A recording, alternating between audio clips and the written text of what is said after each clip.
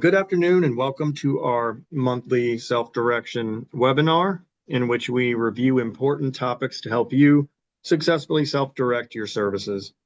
Please note we are recording the webinar and it will be posted to our website along with the presentation on the forms and resources page. So if someone you know misses a webinar, they can always go to our website and review the recording. I'm Peter Cook, Director of Stakeholder Relations, and today I'm here with Michelle Nicholas, Budget Review Manager, and Mark Weinstein, Senior Director of Self-Directed Services. And we're going to be reviewing budget revisions and budget modifications. So Michelle is going to be presenting today. So we're going to save the Q&A session to ask questions. We just ask that you save the questions for the end of the webinar because it may get answered during Michelle's presentation. So I'm going to hand it over to Michelle. All right, thank you for that. Hi everyone, my name is Michelle Nicholas and I am the Self-Directed Services Budget Review Manager for Fellow. And today I'm really excited to be sharing tips about budget modifications and revised person-centered plan budget sheets. So my goal with this webinar is to discuss when it would be appropriate to perform a budget modification or if a revised PCP is required. Additionally, I will be discussing the accurate completion of the budget modification form, along with some tips for completing the revised PCP budget sheet. So what is the difference between a budget sheet and a budget modification? A budget sheet is required for all approved self-directed services PCPs in LTSS in the order that they are approved. The budget sheet is required to match their corresponding PCP. The budget sheets are reviewed by the budget review team here at Fellow. The DDA does not review budget sheets. A participant may have an initial, annual, or revised PCP budget sheet. Budget sheets are submitted to SDS participants at fellow.org or uploaded to client attachments in LTSS for review. Although revised budgets and budget modifications might seem interchangeable by definition, they're actually two very different processes. Each serves a unique purpose and follows its own set of procedures. Budget modifications are used to make changes to the budget sheets during a participant's plan year. Budget modifications are not visible in LTSS, nor does the DDA review any budget modifications. All budget modifications are reviewed by Fellow. Budget modifications must be submitted to SDS participants at fellow.org for review. We do not accept budget modification submissions in our Zendesk, nor do we retrieve them from client attachments in LTSS. A revised PCP budget sheet is required when an active PCP needs changes to meet the participant's needs. I will share more on this later. It is important to note that all budget documentation is to be submitted by the participant or their coordinator of community services, CCS. For the next few slides, I am going to talk about the budget modification form and provide tips for completing this document. On this slide, you will see the guidelines for budget modifications. This guidance is on the first page of the budget modification form. You can locate the blank, fillable Excel version of the budget modification form on the DDA website. For this presentation, I am using a PDF version. We will discuss the guidance in more detail. The following areas in the budget modification must be completed in full: the participant's full name, the date the budget modification is being submitted. Please note that this date should be within 7 business days of the actual submission. The annual plan date. This date must align with the plan year that you are trying to modify.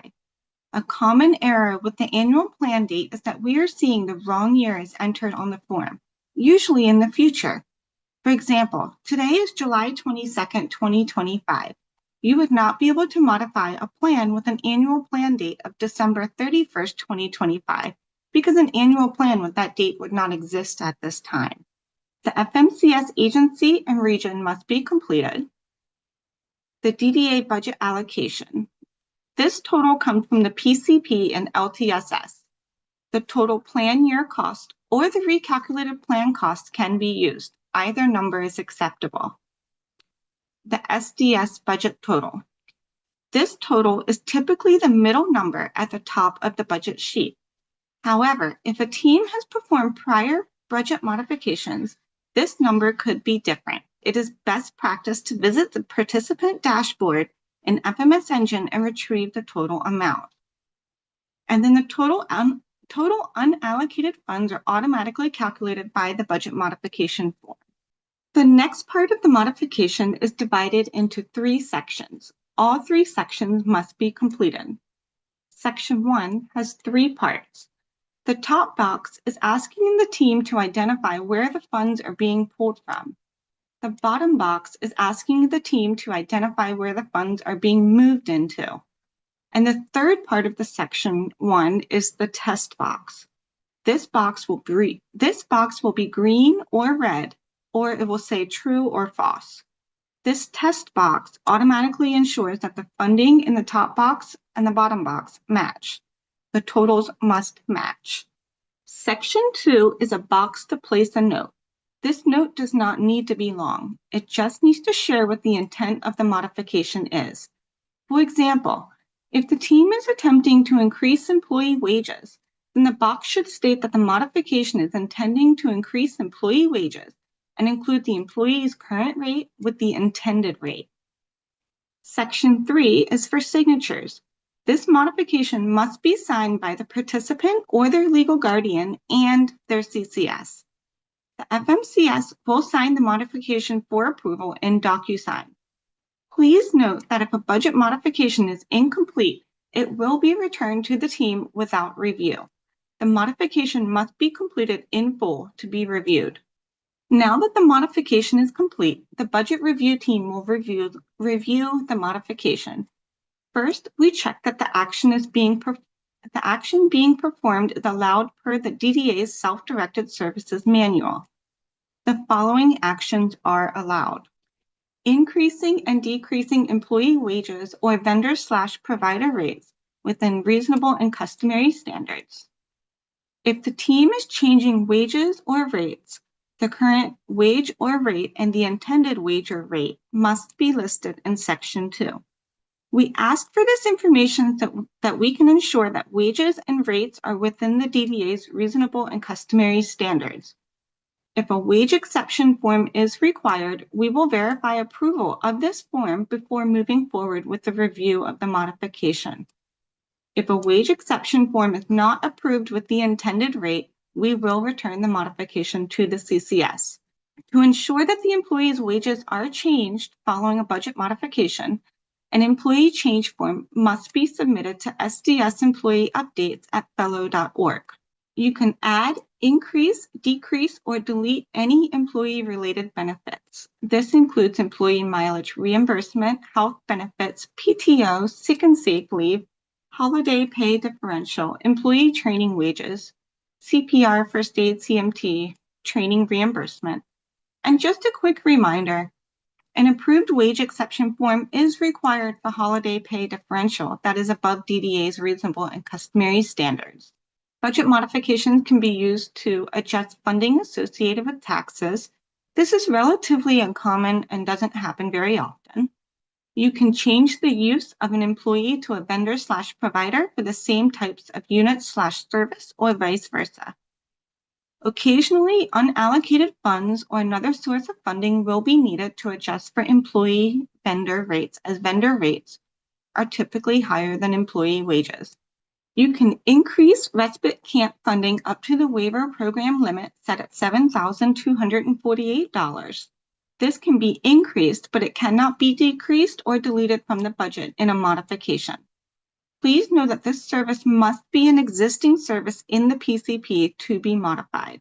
You can move funding associated with ongoing job supports, community development services, support broker, personal supports, and day habilitation up to the approved number of hours per week.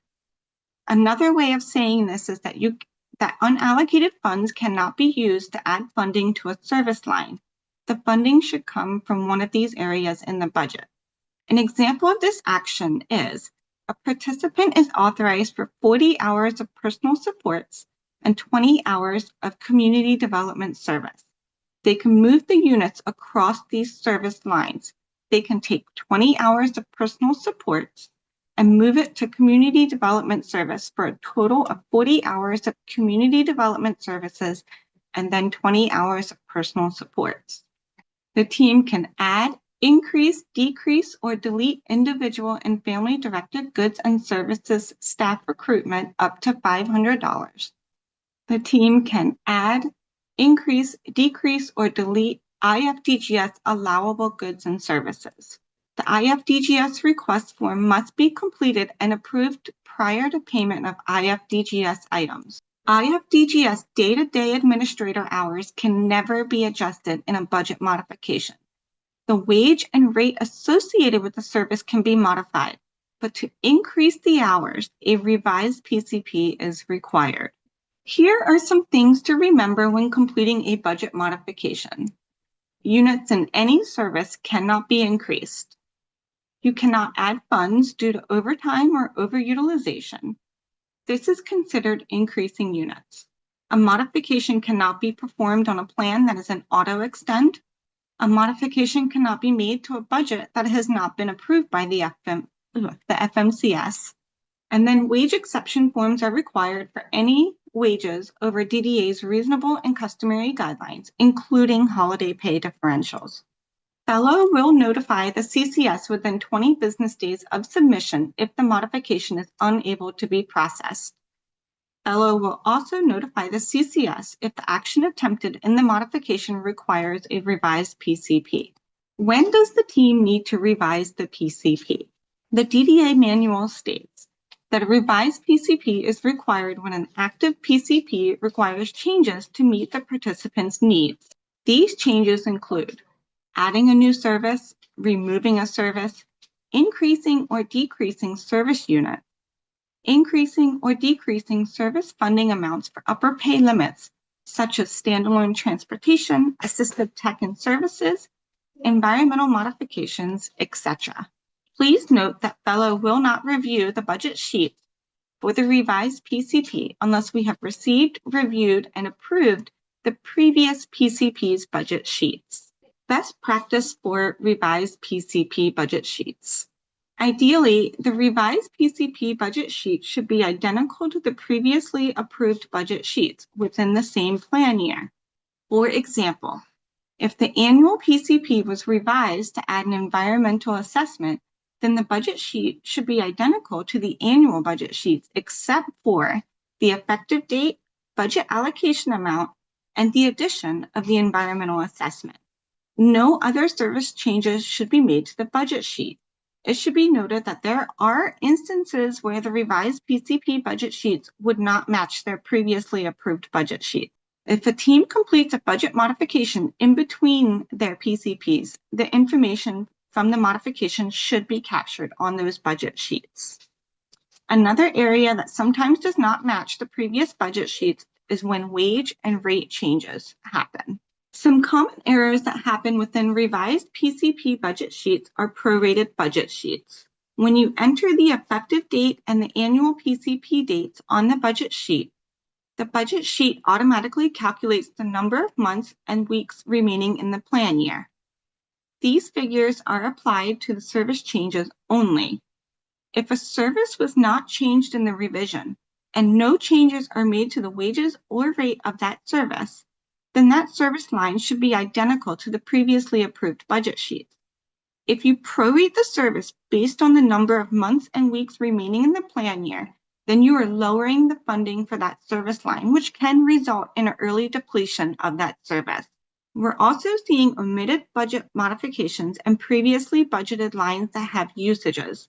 A common place for this to happen in the budget sheet is under employee benefits, such as PTO, holiday pay differential, health benefits, training costs, training wages, mileage, and employee transportation travel reimbursement. It is important to capture those usages on the budget sheet to prevent an imbalance in the budget. The CCS has access to the participant dashboard and can track changes in the budget. Please visit our website to access our resources on the Tools and Technology page. We ask that you work together as a team and do your best to complete the budget sheets and budget modifications. If you make a mistake, it's okay. Please know that the budget review team is more than happy to assist with correcting the errors. Any questions? Getting a few questions. I'm going to try to keep these focused on the topic at hand. So one question, Michelle, is when information about the budget modification sent out, communication, who is included in that communication? What is approved or not approved? So if the budget modification requires edits, we email the CCS directly. And then if they reply with an updated modification, we will respond to the CCS and let them know if it's approved. But typically the way our submission process works, we do not send notices when the modification is approved, but our financial reporting team does send out notification after the modification is processed. One question about the CCS not having access to the dashboard. If a CCS doesn't have access to a participant dashboard, I would just recommend that the participant place a ticket. If they are in fact the CCS for the participant, they should have all. If a budget has been updated on 7/5, how long will it take to see it on the dashboard? I could actually step in here. I mean, depending on what you mean by updated, the budget review team would receive a budget sheet for an approved, PCP or approved revised PCP, the DDA is approved, and then that budget sheet would be submitted to Fellow for review. Michelle, what's the usual turnaround time for the budget review team? So we are typically reviewing budgets pretty quickly and budget modifications as well. I will say that once we get the budget sheet or budget modification to a place of approval, it can take up to 5 business days for it to be processed and to show up on the dashboard. But I would just add that it generally should be way less than 5 business days. It should be closer to 3 business days. So to the person who asked the budget review team that the budget sheet or revised budget sheet was approved and that was on 7/5, then I would place a customer service ticket for financial reporting, just to get some clarity to make sure that if it was in fact approved, that gets entered. Mm-hmm. If the CCS elects to upload the budget sheet into LTSS, how will Fellow know the budget has been submitted? So this is a really great question. So we are receiving alerts when PCPs are approved, and we do check client attachments before we make our assignments for reviewing budget sheets and budget modifications.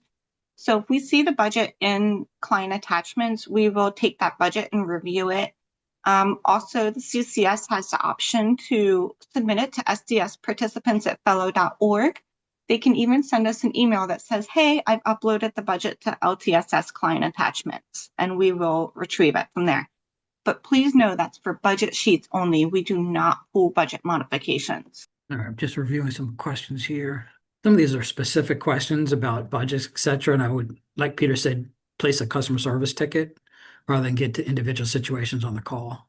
Somebody asked if vendors who manage participant budgets and invoices, can they have access to the participant dashboard? That would be a no based on DDA's feedback.